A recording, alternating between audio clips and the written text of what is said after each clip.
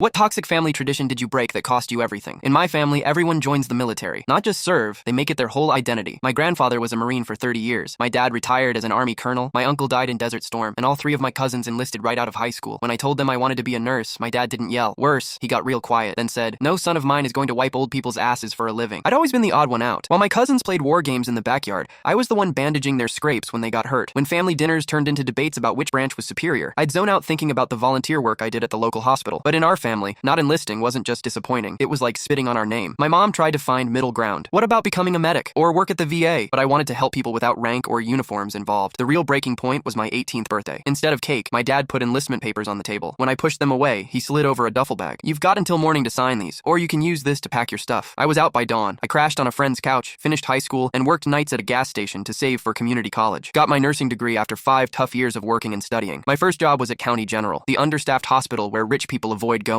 The other nurses warned me I'd burn out fast. We were always short-staffed, underpaid, and dealing with the hardest cases. One patient, Dave, reminded me of my dad. Same crew cut, same stubbornness, same tattoos from his unit. He was a Vietnam vet with Agent Orange complications and PTSD so bad he'd fought 3 orderlies. When I learned he'd served in my dad's old unit, I nearly requested a transfer. That's exactly what my family would have expected. But this was precisely why I'd become a nurse instead of a soldier. Sometimes the bravest thing isn't running toward gunfire, it's sitting with someone while they face their demons. The turning point came during a bad night when Dave had flashbacks. Instead of calling security, I just sat with him until morning, listening to war stories I'd heard versions of my whole life, but never from this side. After that, the other vets on the floor started asking for me. Without telling anyone, I started a support group that met in the hospital cafeteria after my shifts. That's when everything blew up. The hospital newsletter ran a small piece about our group with a photo. Someone from my dad's old unit recognized me. The headline just said, "Local nurse starts veteran support program." But the military community is small. My uncle showed up at the hospital during my shift. "You refused to serve, but now you're playing hero to real soldiers?" he said. "Your father was right about you." The hospital administration called me in, worried about the confrontation. Veterans Affairs got involved. Some vets defended me, saying I was doing more for them than the system. Others called me a fraud for never serving. Dave stood up at a VA town hall. "This kid's the only one who treated me like a person, not a uniform," he said. "Where were the rest of you when I was sleeping in my car? I kept my job, but lost what was left of my family connections. My dad told relatives I was dead to him. They returned my Christmas cards. My cousin blocked me when I tried to congratulate him on his promotion. Last week, Dave died. At the memorial, a young guy in an Army uniform approached me. 'You're the nurse my grandpa talked about,' he said. 'I ship out next month, but I'm coming back to use my GI Bill for nursing school.' My mom sent a text yesterday, just a photo of my dad's medicine organizer with a note. 'He's too proud to call, but he asks about you whenever I come back from getting his prescriptions filled.'